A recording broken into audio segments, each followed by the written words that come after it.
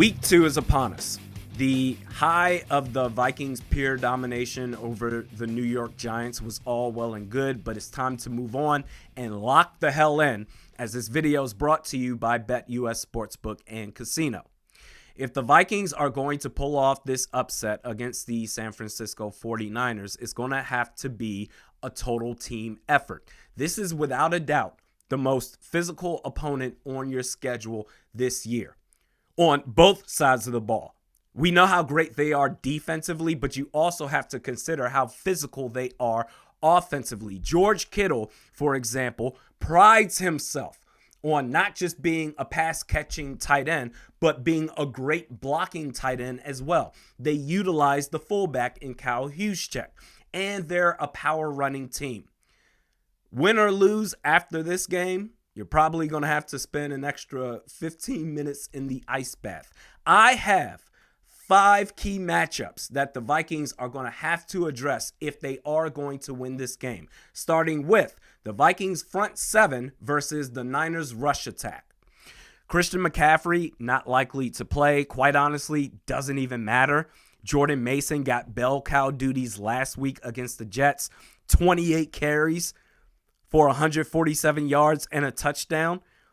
The run game is the bread and butter for this Niners offense. C-Mac or no C-Mac. I'd be saying the same thing if Elijah Mitchell was healthy. And it's not just the running back position.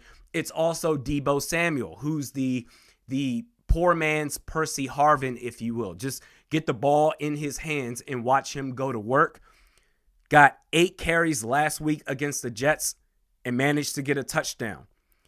This is the number one key matchup for the Vikings to get this victory. And I would say the matchup within that matchup is Josh Metellus. With all the clogging that's going to be happening at the line of scrimmage, in the event that Jordan Mason, when he bounces outside, someone's going to have to perform cleanup duties, and I think that's going to be Metellus' job, not just against the running back, but also when they like to do the doohickey trickery stuff with Deebo Samuel, plus his matchup against George Kittle. You're going to have a great game from Josh Metellus. The second key matchup here for the Vikings, Harrison Phillips versus Jake Brendel. The Niners' offensive line was very impressive against a stout defensive line in the New York Jets. However, they do have a weakness. They have their version of Garrett Bradbury, maybe even worse, which is hard to believe, their center in Jake Brendel. He's so bad, and I'm not even kidding when I say this, there was one rep in particular against the Jets, Jake Brendel versus Javon Kinlaw, of all people, who I'm sure Niners fans across the board consider him a bust, former 49er coming out of South Carolina. Against Javon Kinlaw, set hut, Kinlaw does a basic swipe to the chest, and I kid you not, Brendel, footwork was ass, opened up just like this to provide a clear gateway to Brock Purdy, open season. I believe he got a hit on that play on Purdy, but luckily for the Niners, Purdy got the ball off in time, so it didn't result in anything bad happening. That's how bad he is. Harrison Phillips, you just got your extension. You just got paid. Good for you. This game is screaming for you to go off. This is your time to shine. I believe the key to getting pressure, not just against the run, but also against Purdy, starts with Harrison Phillips in this game because of this matchup. Not just to create pressure, but to create opportunities for others to create pressure. We'll get to the third key matchup, but first, sign up for BetUS Sportsbook and Casino. Get a 150% bonus on your first 3 deposits up to $2,000. Just use the promo code YouTube150. Right now, the Vikings are 6-point underdogs to San Francisco.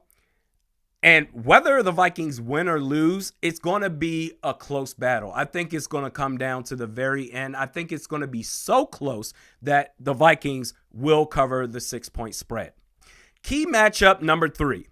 Christian Darrisaw and Brian O'Neill versus Nick Bosa and Leonard Floyd. Last year, Nick Bosa against the Vikings, and this is going into last season, him getting his contract, highest paid non-quarterback in the league, and yay, and he deserves it, no doubt. But against the Vikings, against both tackles, Brian O'Neill and Christian Darrisaw, Nick Bosa didn't do a gosh darn thing. And I'm saying that politely for YouTube purposes. He didn't do squat. In fact, for the most part, he lined up against Brian O'Neill, but the few times he went up against Darrisaw, it was much worse. It was embarrassing. I expect more of the same. Unless Bosa got exposed to gamma rays that transformed Bruce Banner into the Incredible Hulk, nothing's going to change. And if Bosa's not going to do anything, why would I expect anything from Leonard Floyd? So then the matchup within that matchup becomes Javon Hargrave versus Garrett Bradbury and the Vikings interior offensive line. It's that versus Dexter Lawrence all over again. Clearly it worked offensively for the Vikings last week. Still got a couple of touchdowns from Sam Darnold. You got a rushing touchdown from Aaron Jones. Use that same mentality this time around against San Francisco. Key matchup number 4, the Vikings run game versus the Niners front 7. It is imperative that the Vikings establish the run and have a successful run game. Last week against the Jets, the Niners allowed 3.6 yards per carry. That's not going to get it done. You don't want all the weight to be on the shoulders of Sam Darnold, because that's an automatic L. If the Niners neutralize the run game, then it's over. They're going to more than cover the 6-point spread there. Aaron Jones, get him going, and you've got yourselves a chance. Lastly, key matchup number 5. This isn't even a matchup. It's more of just a key in itself. Jalen Nailor. Jordan Addison, not expected to play. Add that along with no Hawk. All eyes, why wouldn't they be, from the Niners defense are going to be on Justin Jefferson, which means Nailor, hey, listen, bro, we've been waiting a long time. So far, the only issue in your career is health, durability. Well, you're healthy now. The latest injury report has you listed as a full participant. And I would imagine with several expected double teams on 18, I would expect that you're going to have lots of opportunities, Jalen Nailor, in single coverage. You got to make the most of it. So you need big games from Nailor, Harrison Phillips, Josh Metellus, Aaron Jones for starters. Cut down on the Niners' run production, which I want more weight on the shoulders of Brock Purdy. I don't understand. I get the sense from Niners fans that, like, Brock Purdy to me is a good quarterback. He's good, and that's okay. But I get the sense that if you don't say he's elite, well, you're disrespecting him. No, I fear your run game more than I do Brock Purdy. Hell, I want more reps for him than your rushing attack. And the only way that's going to happen is if the front 7 do its job. Hell, last week against the Jets, you ran more than you passed. I'll take those odds the other way. Conversely, the Vikings need to get over 4 yards per carry, at least. Come on. You got to do some damage on the ground here. Conversely, I want less attempts. Not as few as possible. You're going to, at times, have to take chances, sure. But I want less attempts from Sam Darnold. I think you do that, you give yourselves a shot. Physicality versus physicality. If you're a fan of old school, tough football defense, this is the game of the week for you.